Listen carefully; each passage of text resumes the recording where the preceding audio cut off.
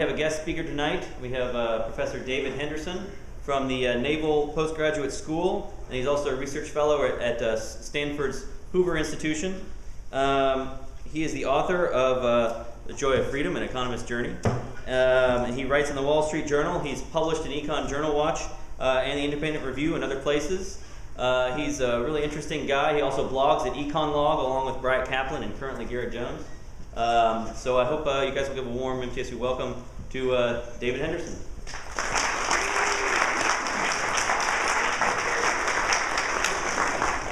Thanks, Mike, and thank you. How's the volume back there? It's good? Okay. So I want to first of all thank the economics faculty for inviting me here. And as Mike mentioned, I come from California, and so it was a long trip. And I gave this talk last night at Berry College near Rome, Georgia. Who's heard of Berry College? Okay, so I gave it there, and I'm giving it again. We don't necessarily think of economists as being activists against oppressive government programs. And that's because they typically aren't. But there were two times in our history when economists were very outspoken against two of the most oppressive things that ever happened in this country. And it's the second one I want to talk about, but I want to talk a little about the first. And the first was slavery.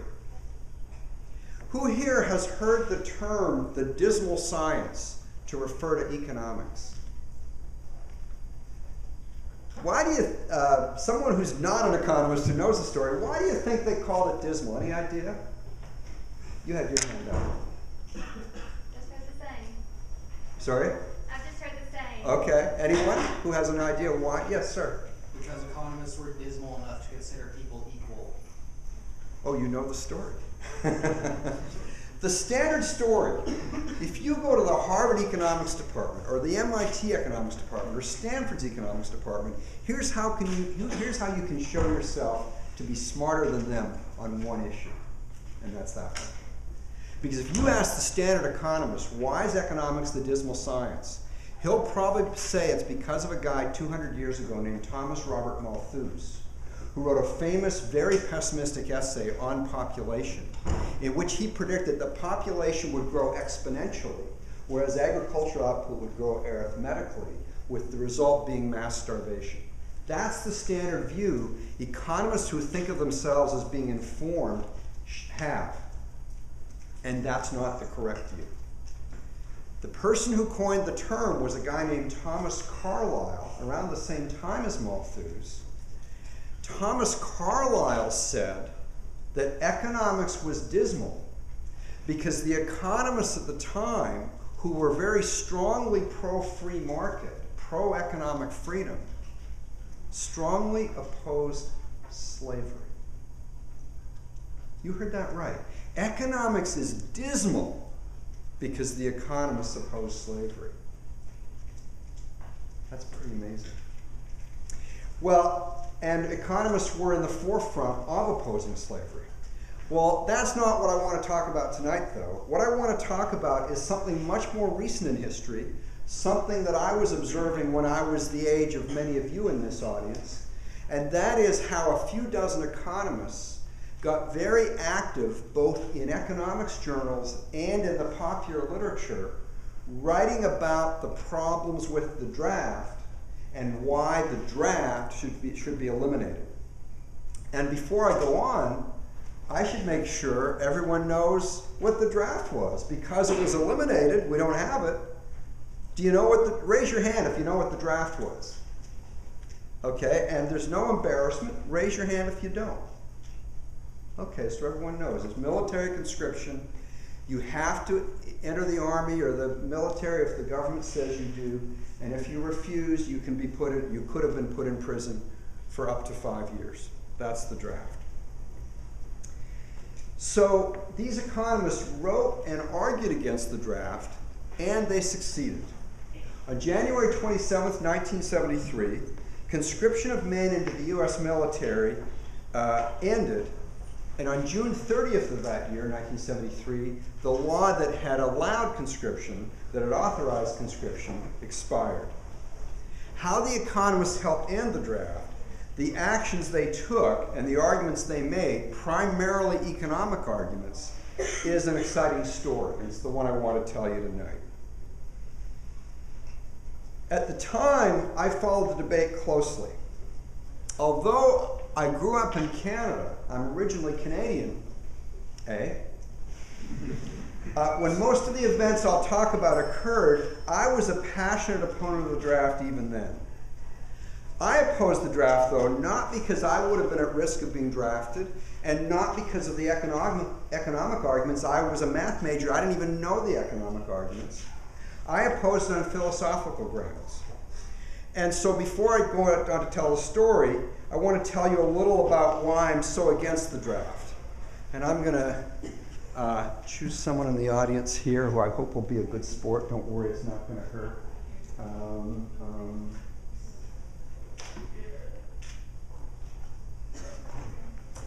I just got myself a nice little notebook. I think this will be very handy when I fly home to California tomorrow.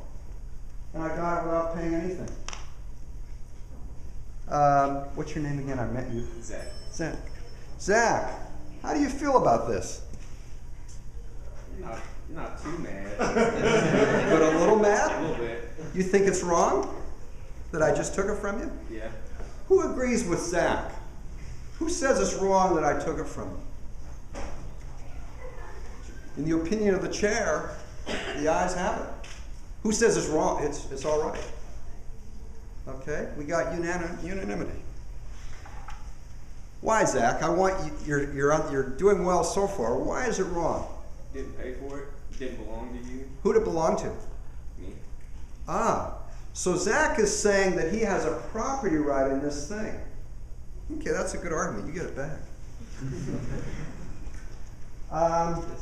Now, I promise I won't. Okay, but imagine you got very nice long hair.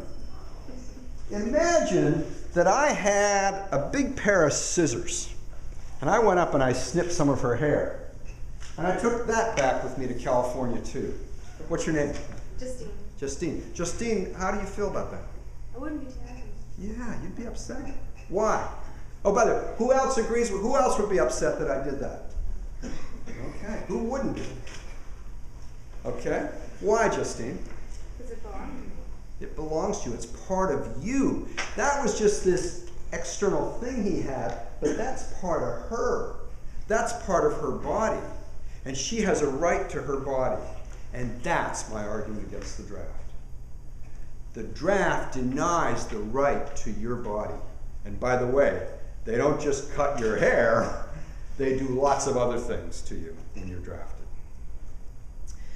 So here's how I put it in a speech I gave at an anti-draft rally at Carnegie Mellon University in 1979. The draft was eliminated in 1973, as I said, but there was a move in the late 70s to bring it back.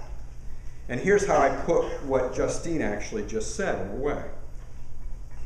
What is the thinking of the people who advocate the draft? Whatever their differences, they have one thing in common. They believe that you are a national resource. Well, I'm here to tell you that you belong to you. That nobody has the right to take you against your will. That you are not a piece of clay to be molded by others. And that's true no matter who those people are, how many votes they have, or what they intend to use you for. So my philosophical case is that we, each of you, own your own bodies, and we have the right to decide what to do with them. But of course, philosophical discussions can get awfully abstract. I've tried to make it less abstract. But two incidents happened to me when I was young that drove home the specific issue of the draft for me. The first was in 1969 when I was 18, and I went to a political conference at Rockford College in Rockford, Illinois. And I became friends with some young men who were roughly my age, and they were worried about being drafted and sent to this place called Vietnam. Who here needs a little refresher on Vietnam? Everyone know what that was? The Vietnam War started in the early 60s, went to the early 70s. 58,000 US soldiers killed, approximately 2 million Vietnamese killed. That one. And they were afraid of being drafted and sent to Vietnam, and I wasn't. I was still living in Canada. And I felt so relieved about that. But I also wasn't totally happy with that, because I wanted them to be able to live in a country where they would not be drafted. And that made it very real for me. The second is this. The following year, in 1970, I was hitchhiking across Canada and down the West Coast, staying with various people, sleeping on their floors and their couches and so on. And I visited this friend of a friend in Tacoma, Washington. Tacoma is right next to Fort Lewis, Washington. Fort Lewis was a major training base for people who were about to be sent to Vietnam. That was the last stop in the United States before going to Vietnam. And this friend I stayed with was working in an anti-war coffee house called the Shelter Half. And I hung out that evening, or a couple of evenings with him. And a lot of the young soldiers would come down, get off the base, get away from the army for a while, and they'd talk about stuff. And the second night I was there, I saw this young man who looked about my age, who was about from me to Bill Ford, the guy with the purple shirt and the glasses. And there was just something compelling about this guy's face. He looked a little afraid, he looked innocent. He was wearing a private's uniform, and they all had their little name tags on them. And for you to get the full impact of this story, you have to remember my name. Does anyone remember my name? David Henderson. So I walked over to this guy. He just something drew me to him, and I looked at his name tag, and his name tag said David Henderson. And we got talking, and I said, "You look a little afraid." He said, "I am." I said, "Why?" He said, "I'm going to Vietnam tomorrow." So then we just got talking about other things. I asked him where he was from. He said, "Oh, a small town in North Dakota." "What's the name of the town?" I said. "Oh, you never would have heard of it. I lived in a province north of North Dakota. Try me. Dunseith, North Dakota." I grew up in a town called Boissevain that was 16 miles north of the North Dakota border. His town was 13 miles south. It was 29 miles between our towns, and my parents and family and I used to go and see movies in North Dakota, in Dunseith, on Sunday nights. And that just brought home to me the luck I had in being born 16 miles north of the border, and his lack of luck in being born 13 miles south. When the Vietnam War Memorial was set up, the wall in Washington, with all the names of the Americans who were killed, I was in the Reagan administration at the time, and I walked over there to see if his name was on it. And fortunately, it wasn't. So that's my more personal story about how I became so aware of the importance of the draft. So let me give you a little rundown on the history of the draft before we get to the economist roles. The United States has actually a tradition of a volunteer military. Most of the 19th century, there was no draft. We had a draft in the Civil War. Both sides had a draft, but then it was eliminated when the war ended. We had a war during World War I. For the year and a half the United States was in World War I. Then we got rid of it. And then we got it back in 1940, fought World War II with a draft, got rid of it in 1947 for about a year, brought it back in 1948, and we had it continuously from 1948 to 1973. And there wasn't that much controversy about it. Yeah, people would complain because this person didn't get drafted and I did, but there were very few people coming out and saying the draft is wrong in principle. But there was one man who was very famous 10 years ago. He wasn't as famous then, although he was well known within the economics profession, who was very outspoken against the draft, both on economic and philosophical grounds. And his name was Milton Friedman. Who here has heard of Milton Friedman? Okay, Milton Friedman spent most of his career at the University of Chicago, won the Nobel Prize in Economics in 1976, wrote a famous book called Capitalism and Freedom, another book called Free to Choose, in which he makes his case for freedom. And Milton Friedman started speaking out against the draft in 1966.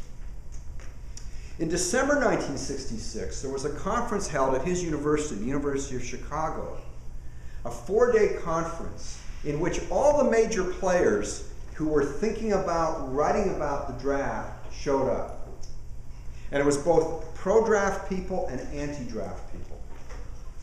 And so there was a young anti-draft congressman from Wisconsin, a Democrat named Robert Kastenmeier, a young Republican congressman from Illinois named Donald Rumsfeld. You heard that name? He later was defense secretary under Bush. And they were against the draft. And one very strongly pro-draft senator named Ted Kennedy, Edward Kennedy.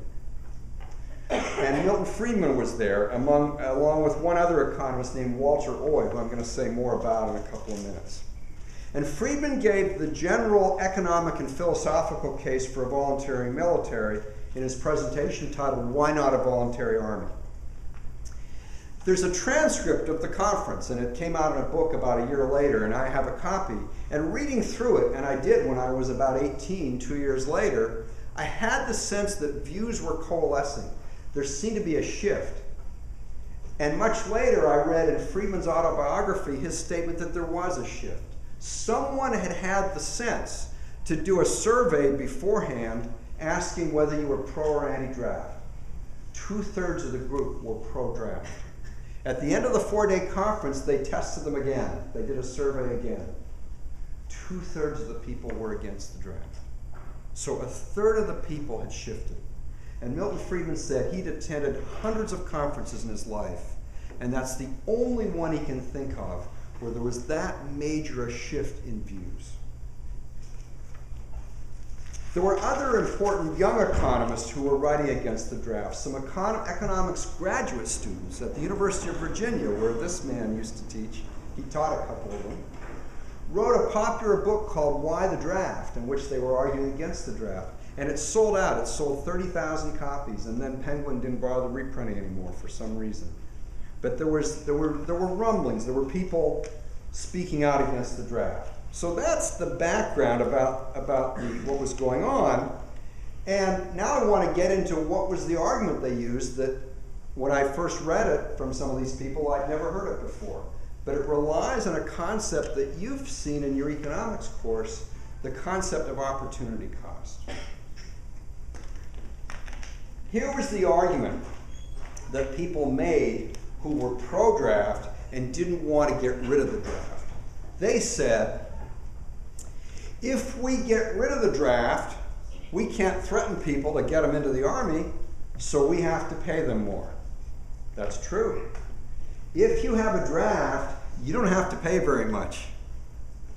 And in fact, later on, when there was a move to introduce the draft in 1979, I looked at all of the bills that would have reintroduced the draft, and all of the bills cut first-term pay, and that's who gets drafted, first-termers, by 50 to 80%. So the argument was that if we don't have a draft, we're going to have to pay more. And that's true, they would have to pay more. The government budget would be higher. But then the people arguing for the draft said, if the government has to pay more, the cost is higher. And that's when the economists came in and said, false. That's not true. And let's see why. It has, as I said, to do with opportunity cost. Who here is familiar with the concept of opportunity cost? Raise your hand. Okay, the opportunity cost, just to review, is the value of your highest valued opportunity foregone. So let's take some plausible numbers from today. It'd be different numbers back in the 60s, but I want to adjust for inflation, so it's kind of relevant numbers today.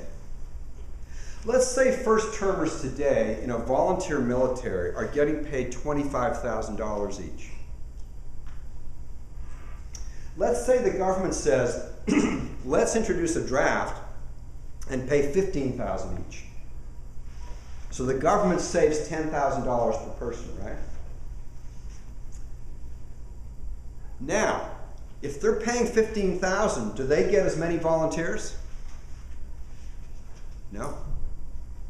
As we economists say, supply curves are upward sloping. At a higher wage, you get more people supplying. At a lower wage, you get fewer people supplying. So they won't get as many, so they'll have to draft them. Okay, so now they have to choose whom to draft. So, everyone whose opportunity cost was below $25,000 was willing to volunteer when they were paid $25,000. Now the only people willing to volunteer are people whose opportunity cost was below $15,000. And the government isn't getting enough people. So if it's trying to pick people and it wants people with the lowest opportunity cost, if the government says, hey, what's your opportunity cost, you person who aren't volunteering, and they trust my answer, what's my incentive if I'm this young man worried about being drafted? Yeah, my incentive is to say it's a much higher number so that they won't choose me. So they can't use that method. They've got to choose some method. And they're not always going to get the lowest opportunity cost person. So there might be someone who was willing to volunteer at 25 but not at 15 because his opportunity cost is 20. There might be someone else who would have had to be paid $35,000 and he never would have joined even the volunteer military. So if they draft, there's no assurance that they'll just get the guy, the 20,000 guy. They could easily get the 35,000 guy, right? Because they'll just take from a whole group of people and they don't know what their opportunity cost is. So the social cost of the drafted military is actually higher. Because the social cost is the cost to society, not just to the government. And the person who would have had to be paid $35,000 is giving that up and just getting $15,000 in return. So he's bearing a tax, in a sense, of the difference between $35,000 and $15,000, a tax of $20,000. That's a big number. And then you can think of actual examples. There was a guy who was kind of famous in my day named Elvis Presley. Have you heard of him? And when I was a kid, he was drafted into the U.S. Army, and that was a big deal. So here's this guy whose opportunity cost in those years' dollars was a few $1 million a year, and he's drafted and paid something like $5,000. That's a huge cost that the government imposed on him. That's a huge implicit tax of over 99%. And if you can't relate to Elvis Presley, imagine that, say, Justin Bieber was drafted. Okay? I just checked on the web. He just turned 18, so he'd be eligible. Except he's Canadian. Okay? So that wouldn't exactly work. But you see the point. And there was a guy who wrote a book, a whole book in the late 60s making this point. And the book was titled The Wrong Man in Uniform. Because what happens is if you have a draft, you have no way of distinguishing various people's opportunity costs, and you can easily end up with very high opportunity cost people. So that's the economist's argument. So the economist said, if you think you're getting a lower cost military, you're wrong. You're just making the draftee bear the cost. As I mentioned, there was a move to bring back the draft in 1979, and I testified before the U.S. Senate Committee on Armed Services against it. And here's how I put it. I was arguing with a senator from Georgia named Sam Nunn, and he was very pro-draft. And here's how I put it in my testimony. What I am saying is that the cost of a good quality military is high. There is no avoiding that fact. All you are talking about is whom you make bear the cost. The cost is not any lower when you are paying a lower percent of the budget in wages. It's just you're imposing that cost on these young people. That is what you are advocating. You are not advocating a lower cost military. You are not advocating a lower cost of labor. You're just advocating that taxpayers in general not bear the cost and young draftees bear the cost. And that was the economist's argument. Now, there were a couple of other players who were important in this besides Milton Friedman. There was an economist named Walter Oy, last name O-I, a Japanese American. And I first met Walter when I interviewed for a job as a young assistant professor at the University of Rochester, where he was a senior professor. And I knew, I could kind of look and tell what his age was. And I asked him, my parents kind of, most parents will tell you, don't ask people a lot of personal questions about themselves. I found that to be extremely bad advice. That if you ask people the right way, one of people's most favorite subjects is themselves. And so when I had dinner with him when I was interviewing, I said, Professor Oy, like I said, Walter, were you a prisoner of the US government during World War II? And he said, yes. Now, what kind of prisoner did you think I mean? A Japanese soldier? What do you think? Japanese American. Japanese American. He said, my family and I were held at the Santa Anita race stables. We had one little stable for our family, one little stall. And so he had a very interesting background. One of the least bitter people I've ever met in my life, by the way. And by the way, he was a strong, outspoken opponent of the draft. One reason you might think is, well, he had sons. Wrong, he had 2 daughters. So that wasn't it. And Walter Oy did one of the first systematic studies to estimate the social cost from those lost opportunity costs of the draft. There was another economist who was involved in this, a much younger man who had no children, so he had no interest, and he was just above the draft age. So you can't just look at his narrow self-interest. And his name was Martin Anderson. Martin Anderson was an associate of a famous novelist at the time who had a big effect on my life, a woman named Ayn Rand. Who here has heard of Ayn Rand? This is encouraging. There were a few years there when the percent in the audience was like 15 or lower. Anyway, Ayn Rand was a strong opponent of the draft. She really believed people own their own bodies. And Martin Anderson shared that belief. And Martin Anderson wrote a memo to a man named Richard Nixon in 1967, when Nixon was thinking of running for president, laying out the argument against the draft. And he persuaded Nixon in 1968 to come out against the draft in his campaign for president. Now, when politicians make promises, and so Nixon devoted a whole radio address to why we ought to get rid of the draft. When politicians make promises, do they always keep them? No. Remember George Bush, humble foreign policy? Not quite. Well, sometimes you need people on your staff to make you keep your promises. And Marty Anderson was on Bush's staff, and Marty reminded Nixon of his promise. And Marty persuaded Nixon to put together a presidential commission. So they put together this President's Advisory Commission on the all-volunteer force, and they had 15 members. Milton Friedman was one of them. And in his autobiography, he says there were 5 members who were pro-draft, 5 members who were anti-draft, and 5 members who weren't sure. By the end of their proceedings, which they came in under budget and ahead of time, which is really unusual for a government commission.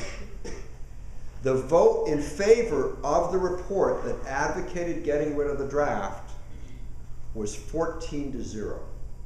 Why not 15-0? One of the members was sick for a large part of it. He said he didn't necessarily disagree. He just couldn't support it because he just didn't know it. That's an amazing outcome. Now, one of the other players I haven't mentioned was a man who later became my employer at the University of Rochester. He was the dean of the business school, named William Meckling. And he was chosen as the executive director of the Gates Commission. And they commissioned a lot of studies of the economics of the draft. And they even estimated what's called the draft tax. Remember the Elvis Presley example I gave, where the tax is over 99% of your income? Well, the typical person is not Elvis Presley, but even for the average person, the tax was over 50% of his income. That's how much the government was taking from him. They also estimated the avoidance costs. You're going to face a draft. What are the ways you might have around it? Well, there was go to Canada. There was a famous song called "The Draft Rag" that laid out the options. Do you want me to sing it? Sure. Yeah. Well, I'm just 16, got a ruptured spleen, and I always carry a purse. I got eyes like a bat, and my feet are flat, and hey, you woke up. And my asthma's getting worse. Think of my career, got a sweetheart dear, and a poor old invalid aunt. Besides, I ain't no fool, I'm a-going to school, and I'm working in a defense plant. So that kind of lays out your various options, and they actually estimated what they called the avoidance costs, and those were substantial. I'll tell you one that is like one of those, the health ones. I had a professor who had been a student of Milton Friedman. He's about 7 years my senior. And what's a way to get out of the draft? Flunk the physical. What's a way to flunk the physical? Put on weight. He loved donuts. He bought himself a dozen donuts and ate them every day for a few months and put on about 50 or 60 pounds and flunked the physical. And people did amazing things. They moved to Canada. About 50,000 of them moved to Canada or Sweden or other places. People would get married because that was a way around the draft. People would have kids where they weren't quite ready to have kids, because if you had a kid, that was a way around the draft. People would go to school when they didn't really want to go to school, because that was a way. It really affected people's lives in major ways. And these economists estimated a lot of those costs too. So there was another source of cost of the draft that wouldn't exist with the volunteer military. Now, one thing I remember from the first time I met Bill Meckling, because I knew his role in this, and he was already a hero even before I met him. And I had never met a serious adult before who was against the draft during World War II. He was. He looked at how military manpower was used during World War II and saw he was in the military, he was in the Army, and saw a huge amount of waste. If you're getting people very cheap, the law of demand says you'll demand more of them, no matter what their opportunity cost. And he pointed out there were people picking up cigarette butts on bases because there was nothing else for them to do. And there was another inefficiency, another further cost of the draft. And I want to quote from a German economist from about 150 years ago who pointed out that this artificial cost, this artificially low price, causes the military to get more people. He talked about a guy who was kind of my height, and he put his hand in his shirt like this. You know what I'm thinking about? Napoleon, right? Napoleon Bonaparte. Napoleon was the founder of the modern draft, and here's what I mean by that. We had a draft during the Revolutionary War, but it was local militia. You weren't sent 1,000 miles. Napoleon had the modern draft in the sense he'd draft people and send them to Moscow. And by the way, very few of them returned. And here's what von Thunen said. When the statement was made to Napoleon, the founder of the conscription system, that a planned operation would cost too many men, he replied, "Ce n'est rien," French for, "that is nothing." And then I can't do the other French. I've been gone from Canada a long time. "The women produce more of them than I can use." In other words, military manpower to me, Napoleon, is a free good. That's how, he's the extreme, but there was even some of that thinking with the US military. Now in 1998, Bill Meckling, my boss, who was executive director of this commission, died. And at the time I was writing a monthly column for a magazine called Red Herring, and I wrote a tribute to Meckling a couple months later. And here's what I wrote. If you are an American male under age 44, take a moment of silence to thank William H. Meckling, who died last year at age 76. Even though you probably haven't heard of him, he has had a profound effect on your life. What he did was help end military conscription in the United States. Between 1948 and 1973, if you were a healthy male born in the United States, here's what you knew. The government could pluck you out of almost any activity you were pursuing, cut your hair, send you anywhere in the world. If the United States was at war, you might have to kill people, and you might return home in a body bag. One of the famous incidents that Bill Meckling remembered, and Milton Friedman remembered because he was one of the key players, that happened when the Gates Commission was holding hearings, was an interaction between Milton Friedman and William Westmoreland, General William Westmoreland, who'd been the commander of the troops in Vietnam a couple of years earlier and was at the time Chief of Staff of the U.S. Army. I'd heard Bill tell that story at the University of Rochester, and Milton Friedman tells the story in his autobiography. In testimony before the commission, General Westmoreland said he didn't want to command an army of mercenaries. Friedman interrupted. General, would you rather command an army of slaves? Westmoreland replied, I don't like to hear our patriotic draftees referred to as slaves. Friedman responded, I don't like to hear our patriotic volunteers referred to as mercenaries. If they are mercenaries, then I, sir, am a mercenary professor. You, sir, are a mercenary general. We get our meat from a mercenary butcher. We hire a mercenary lawyer, and we use mercenary physicians. His point was, all the general was saying is, if you get paid to do something mercenary, which by that standard made General Westmoreland a mercenary. And isn't it interesting that Westmoreland saw himself as not a mercenary, but the poor young private as the mercenary, when the mercenary, even if he'd been a volunteer, when the private, even if he'd been a volunteer, would have been paid much, much less than the general. So that was the Gates Commission. They presented the report. That was in 1970 they presented it. And as I said, the last person was drafted in early 73, and the draft ended in the middle of 73, the draft authorization. But then what happened is there was an economic boom in the late 1970s, and it was accompanied by high inflation. So if you don't raise the military wage to keep up with the boom and inflation, what happens to the real inflation-adjusted wage?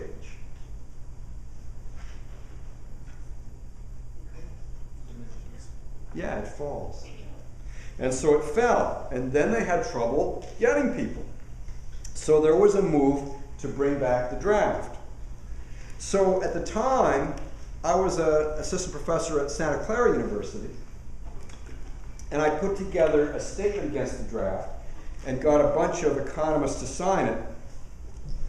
And here's what the statement said. We, the undersigned, oppose moves toward the reimposition of the draft. The draft would be a more costly way of maintaining the military than an all-volunteer force. Those who claim that a draft costs less than a volunteer military cite as a savings the lower wages the government can get away with paying draftees, but they leave out the burden imposed on the draftees themselves. Since a draft would force many young people to delay or forego entirely other activities valuable to them and the rest of society, the real cost of military manpower would be substantially more than the wages draftees would be paid. Saying that a draft would reduce the cost of the military is like saying that the pyramids were cheap because they were built with slave labor. The statement was published as a full-page ad in a couple of libertarian publications, Libertarian Review and Inquiry, and a left-wing publication called The Progressive. And at the time, there were about 140 economists who signed. Milton Friedman, of course, and another man I'd met at a conference back in 1980 named Alan Greenspan. And Vernon Smith, by the way, who later won the Nobel Prize in Economics. And we won. Now, the main reason we won there was Reagan came in and increased first-term pay, and the problem went away. So the draft has been gone now for 39 years. I call that a victory. You experience the results of that victory every day, especially for the young men in this audience. think about your own lives. What if you decided to drop out of college tomorrow? By the way, I'm not recommending it. Could be a good idea, could be a bad idea. I don't know your circumstances. But let's say you decided. Dropping out of college in 2012 is very different from dropping out of college in 1967. Because if you were a young man who was healthy and you dropped out of college in 1967, there was a reasonable chance you would be drafted. Whereas now, there's not. Now, you might have other tough problems, but you know you aren't going to be drafted. And that gives you an ability to plan your life. That gives you a lot of certainty. Think about Bill Gates. Did he make it through college? Nope. He dropped out of Harvard. If he'd been 10 years younger, he would have had to think a lot harder about dropping out of Harvard. Because he might not have been able to move to Albuquerque and start Microsoft. He might have moved to another country called Vietnam. So things are good. There are various ways in which things have gotten better, but in that one of the most important things where you can experience freedom, you have it. And that's a major victory. Now, that's the end of my remarks on the draft, and I want to go to question and answer in a couple of minutes, but I want to just take a couple of minutes to talk to you, because I always like to say a few things to undergrads about your lives, about your futures and everything like that. So first of all, who here is a freshman? Raise your hand. Okay, there are a lot of freshmen. So here's my little advice for freshmen. In choosing what courses to take the professor, not the course. And what I mean by that is a really good professor, and I do not mean one who gives easy A's. But a really good professor can make anything really interesting and you can learn a lot. A really bad professor can make the most inherently interesting thing boring and you learn very little. Who here is a junior, and by the way, I don't say much about sophomores. I think the sophomores have probably kind of figured that out. Who here is a junior or a senior? Raise your hand. Oh, okay, at least half of you. Okay, so here are my other thoughts on that. This is Uncle David here talking. A lot of you are probably thinking about your future. What are you going to do? What's next? And here's what I've observed among young people when they think that way. They'll say to themselves, well, I got A's and B's. I'm pretty good at this game. I don't know what I want to do, so I think I'll go to graduate school. Or, I don't know what I want to do, so I think I'll go to law school. That could be a good idea, but if that's why, it's probably not a good idea. If it's that you don't know, and it's just the obvious next step, there's a good chance it's not a good idea. Why? Well, okay.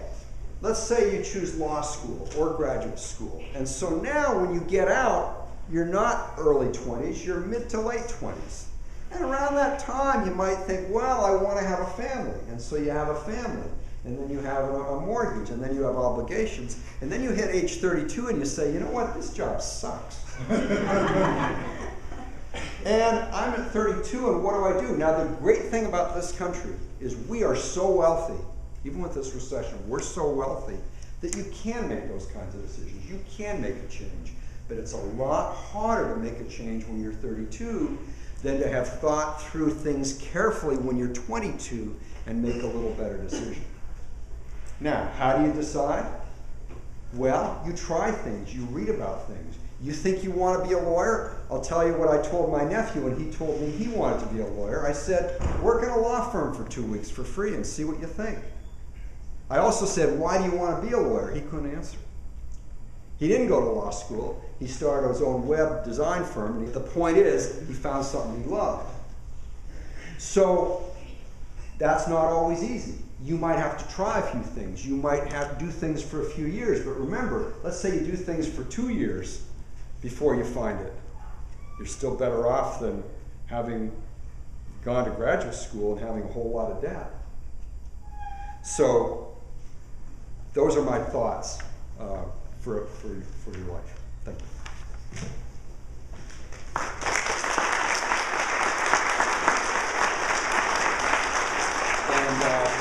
We have time for questions and We have answers. time for questions. If anyone has questions, just Questions or comments? Doesn't always have to be a question. we don't have a microphone to pass around. You can stand up or don't stand And up. I Sit will if you repeat like. so Just everyone speak can clearly. hear. Yes, sir. What do you see about maybe future risks to the draft? I mean, is this like why should we care about this? Is it gone forever? Is there some themes that we should take away that might give insights into other areas? Okay. So, did everyone hear that? What do I think are the odds of having a future draft? I think, fortunately, the odds are low. But here's what's making me a little nervous, is that I see a lot of people in the intelligentsia arguing that we should have a draft because then the rich and powerful will have their kids at risk, and then they'll pay more attention to foreign policy and oppose the kind of military adventurism that George Bush and Barack Obama have been involved in. Here's the problem with that argument. Let's say I'm rich or politically powerful, and I think my kid might be drafted, so then the argument is I'm going to be more against, say, war with Iraq or war with Iran or whatever. I probably will be. But if my concern is my kid, how much am I going to change the outcome for the whole United States government policy by lobbying against that particular policy? There's a much more straightforward way for me to make it safe for my kid.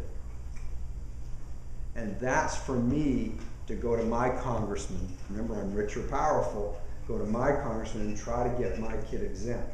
Or if my kid is going to be drafted, try to get my kid a cushy job far away from where the war is, like some Air Force base in Alaska or whatever. And so I'm concerned because more and more people are making that argument. And there was a bill that Charlie Rangel, a congressman from New York State, put forward a couple of years ago to reintroduce the draft, and he made the argument I just made, and that I argued against. So that kind of thing concerns me. By the way, the good news is Charlie Rangel voted against his own bill. Yes, madam. I think, I'm not 100% sure, but I think they've been talking, some people have been talking about lowering the budget for defense. Because, I mean, I'm pretty sure, these are Wikipedia numbers, but China is our next closest military power. Right. And they spent like $250 billion, and then we have like 3 or 4 times that, Roughly 3 times that, right? Yeah. And so if they try to lower the amount, if they cut like maybe $100 billion or something. Right. I mean, not 100 billion, like something like that. Yeah. If they cut that much, do you think that it will cost people more in China drive, or? Well, there is that danger. So the U.S. military budget, it depends how you count certain things. So part of the Department of Energy budget really should be in the Department of Defense budget because it's for nuclear weapons. So it's approximately $750 billion, as she said. And the United States spends roughly 40% of what the world spends on military.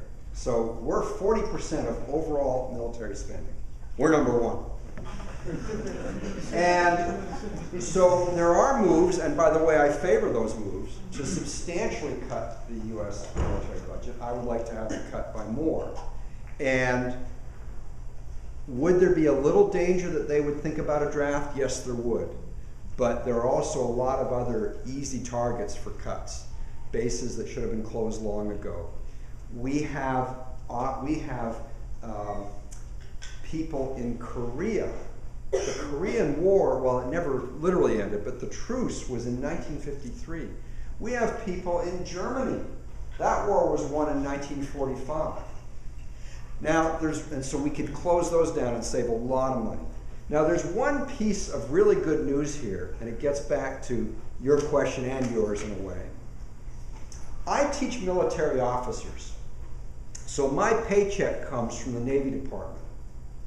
And what I've noticed is that the military officers in the time I've been there 28 years, have gone from most of them being against the draft to all of them being against the draft. When I ask them which kind of military set of troops, which kind of troop would you rather be running, commanding, would it be draftees or would it be volunteers? They go, duh. I want to be in charge of people who want to be there. So the really good news is that one of the strongest groups in favor of a volunteer military is the military. And that was not true before, as that quote from William Westmoreland showed. And so I get a very nice paycheck from the Department of Defense, and I get to say these things, and they don't like everything I say, but they like this thing I say. They like the fact that I'm out here arguing against the draft.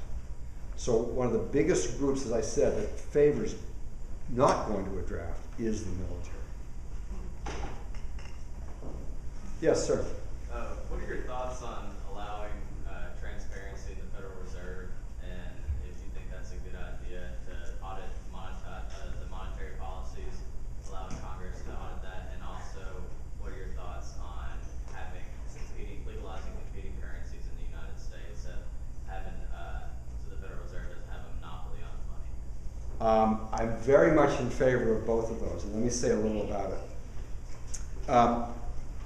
Once you take a little economics, one thing you learn pretty quickly is that central planning doesn't work.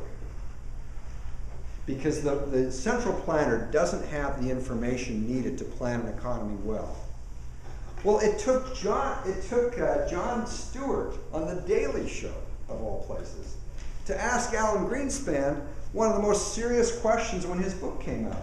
If you think central planning is so bad, why should we have central planning of the money supply? And, Greenspan went, he took a minute to try to figure out how to answer that one. And so even Jon Stewart saw through it. So I think we should not have a Federal Reserve. And that would mean competing currencies. Now, I can't predict, and no one here really can predict, no one in the world can predict with much accuracy what that currency would look like. Would it be based on gold? Maybe, maybe not. But what we would have is a currency that responds to people's demands and is not centrally controlled and is not an example of central planning.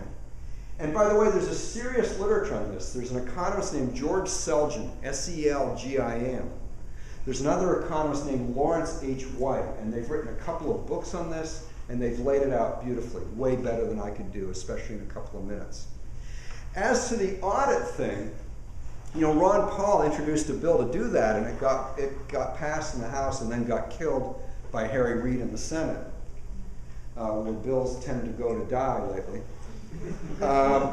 And one of the arguments that's even stronger for auditing the Fed than when he first came up with the idea years ago is that the Federal Reserve has fundamentally changed. It used to control the money supply. Now it has a huge say about investment decisions. There's an economist at San Jose State University named Jeffrey Hummel who wrote an article, an independent review in 2011, pointing out that the Federal Reserve has become the central planner of investment decisions by choosing this asset they're going to buy versus that asset, bailing out this firm versus that one, and so on. And so if you're going to have an unelected body making these huge decisions, which I don't even want them to make, but if they're going to make them, it certainly seems reasonable at a minimum to audit them. Sir, Bill. As you may know, the Federal Reserve's annual report is audited by Deloitte & Touche, one of the biggest accounting firms. And in their cover letter of the Federal Reserve Bank report, it says that they cannot give an opinion on the veracity of the numbers because, and this is a direct quote, They use an accounting system unlike any other used in the United States of America. That's a quote. In other words, they have their own accounting manual, which doesn't follow what we call GAAP, generally accepted accounting principles. Right. And they're the most profitable corporation on earth. They Right. earn $80 billion a year and give most of it to the Treasury. Right, right. Thank you for that. I knew it was a large number. I didn't know about these rules of accounting. But let me also point out, that's another very perverse incentive within the Fed. Every dollar they don't spend, they give to the Treasury. If you had $100 billion and every dollar that you didn't spend went to someone else, roughly how much do you think you'd spend? Now, of course, they give 80 billion, but the point is they keep a lot for themselves. And if you ever get a chance, I still haven't, but I've talked to people who have. If you ever get a chance to visit the New York Federal Reserve Bank, take it. And you'll wonder whether you're in the Federal Reserve Bank or one of the ritziest country clubs in the world. And that's money that would have gone to the Treasury, and if it had gone to the Treasury, our taxes could be slightly lower. Sir? Isn't that like the Tennessee lottery? What goes in, the rest of it comes out, but we don't know where it goes? Yeah, I don't know enough about the Tennessee lottery, but if it's like the California lottery, yeah, I think so. By the way, the lottery. What's the lottery? There was this show I used to watch when I was about 12, The Untouchables, with Elliot Ness. And they'd have the lineup of the gangsters and so on, and how they get their start in the criminal business. And one of the things they talked about was numbers. They were in the numbers racket. And finally I learned when I was in my 20s what the numbers racket is. It's the lottery. It's just it was more efficient. So the numbers racket, because it was illegal, you'd vote on, you'd bet on which number would be chosen that week. That's the lottery. And the guys who were really good at it, because they didn't want to keep records, because the feds could catch them, they memorized the numbers. And so what happens? The government came along and just became a legal competitor. But that's why the government's percent is so high. If you had legal competition, the lottery wouldn't make any money, because the percent that you would get back as a gambler, as a ticket buyer, would be much higher. Your odds would still be lousy. I do not recommend the lottery, but they'd be better. Sir? So if the draft was a major moral concern that economists really took on and will help get rid of, are there any such overwhelming moral concerns today that economists are really looking at trying to solve or trying to end? That's a really good question. First of all, I want to point out that even though I was morally against it, and Milton Friedman was morally against it, and Martin Anderson was, there were a lot of those economists who simply said this is inefficient. The social cost is too high. And they never addressed the issue of morality, so I don't know where they stood. But now to your question about today. I can't think of such a case. I can't think of some issue on which there are a lot of economists of various political stripes who are outspoken on the philosophical part of it. I'd like there to be. I've written of column frequent. Do you have a counterexample? Well, there was recently, I think Milton Friedman signed it too. They did a petition to Congress to end the war on drugs. Ah. It was an inefficient use of government. Thank you. That is a good example. There are more and more economists who are writing about the war on drugs and how that is just ruining the lives of a lot of people, especially young people, and how we should get rid of it. We should allow legalized drugs. Most of the problems with drugs are not problems with drugs. They're problems with the illegal part. Think about the crime that people engage in to support their habit.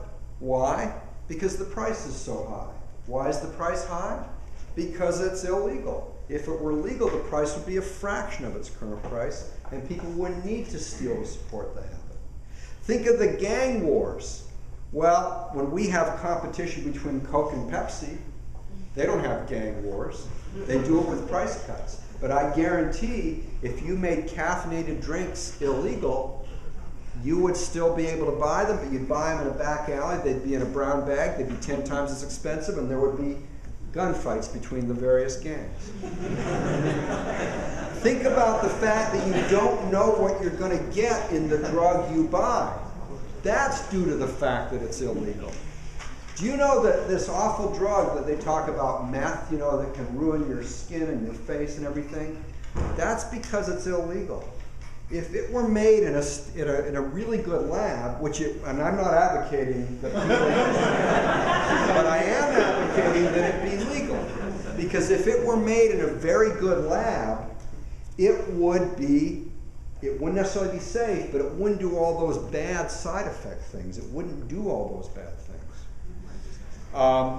So you would know what you're buying. It would be of a known quality. It would be much cheaper, and we'd be way better off. So yes, there are, and I think you're right, sir. I think there is a little bit of a moral element and not just an efficiency element in economists opposing the drug war. So there is one where I have a little hope.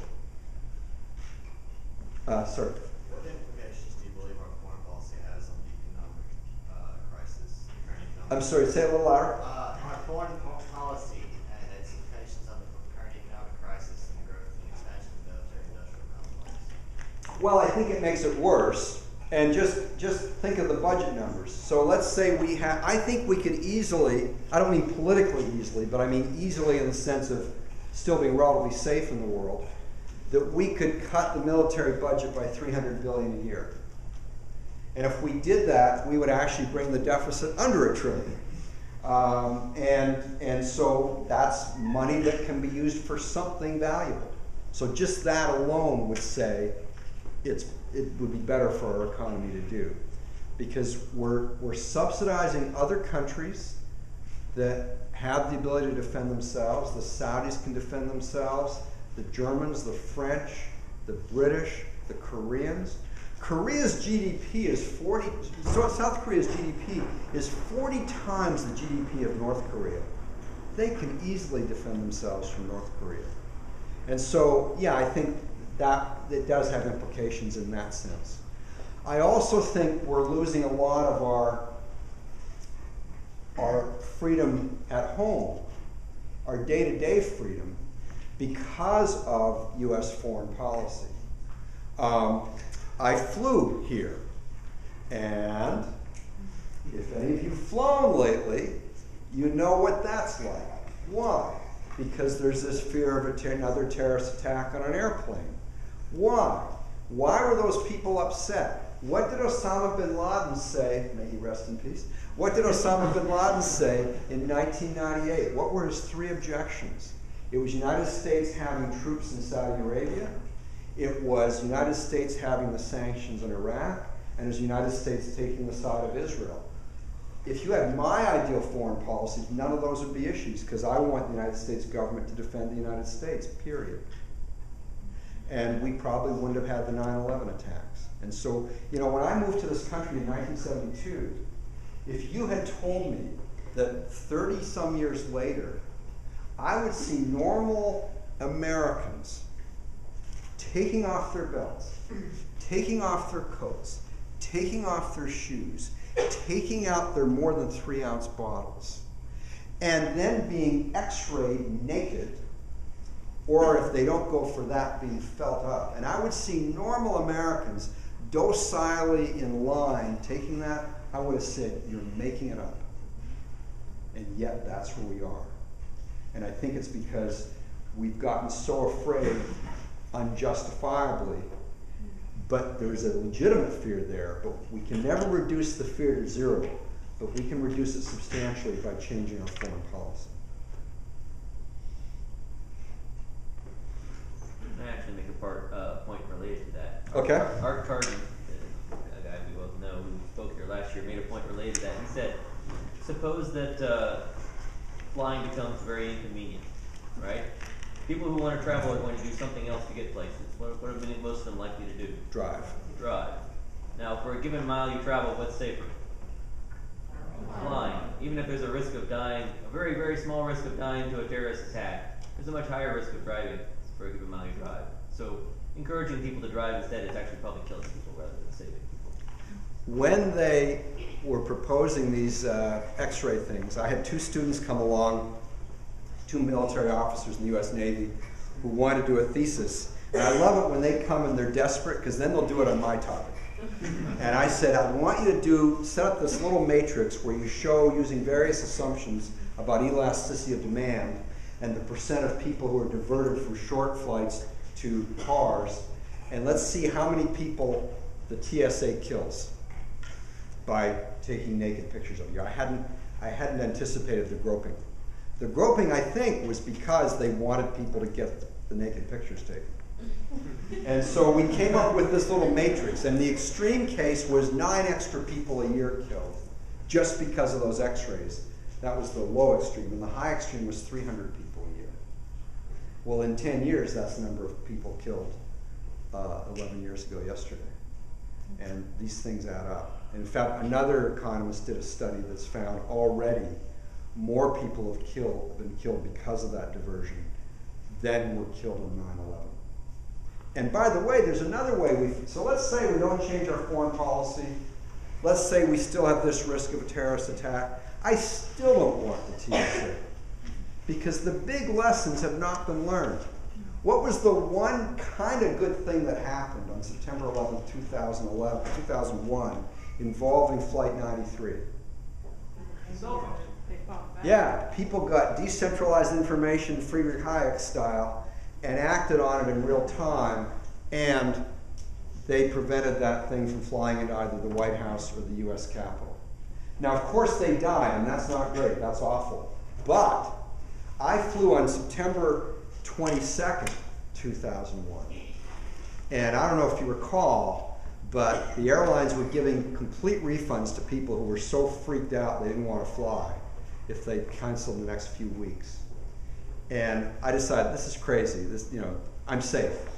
So I flew on this 767 from LA to Boston that had 40 people on it.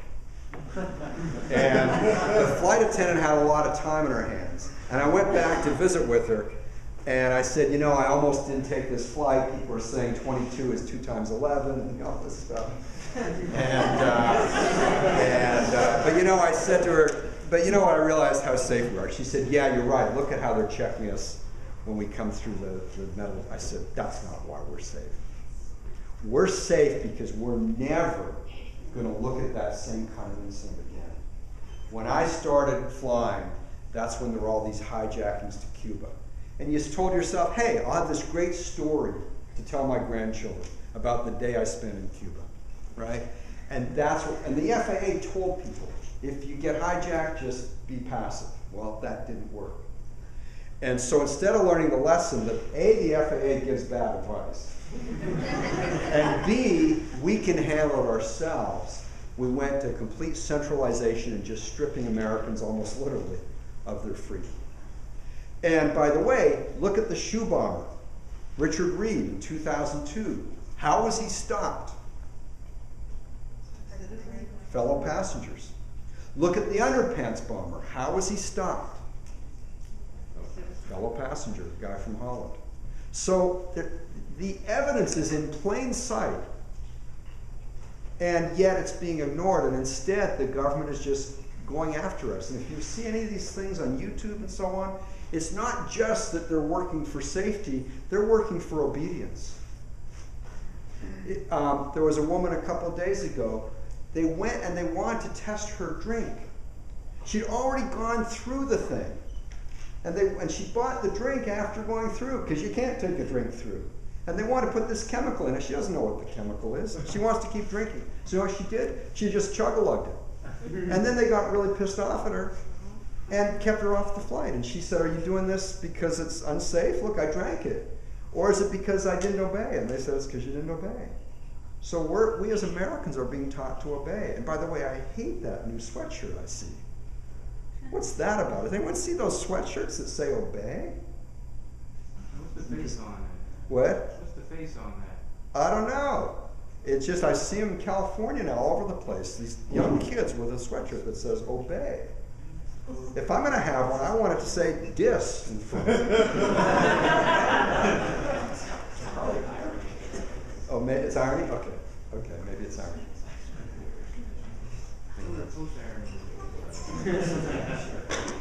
Sir. Okay, I'll take this last. Is this the one, last and we're gonna question? have to wrap Okay. up. Okay. Who do you think, well, whose economic philosophy do you think has a better chance of like saving America, quote unquote, from this economic collapse in the presidential race coming up with Romney and Obama? Have you heard anything of substance of either one? Okay, who Romney versus Obama? You don't have to take it off if you don't want to. Gary Johnson. Let me tell you something. Romney is a blank slate in the sense that okay, so you know how he won't release his tax forms? And everyone has their theory about all this money. Everyone knows he made money. You know why I think he won't release his tax forms? Just a hunch. But I think his tax forms would show that somewhere back around 2000, he gave money to Planned Parenthood. That's what I think. In other words, he's completely changed who he is, and so how do you predict that person?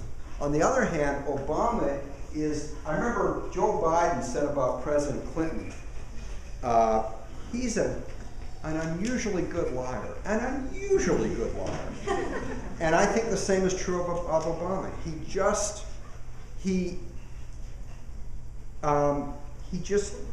says all these things he'll do, and he doesn't do them, and he acts like it doesn't matter. I'm gonna get out of Iraq, and we don't call them troops, but they got guns and they're still there. I'm gonna filibuster so we don't have surveillance of Americans, and he's surveilled Americans. I'm gonna support what do you call them when people turn in the government? What do you call them? I'm gonna support whistleblowers. He's charged more people under the 1917 Espionage Act than all the other presidents before him combined. And Bradley Manning shouldn't even be in jail. He's served enough time. He's doing, and what's his name in Britain?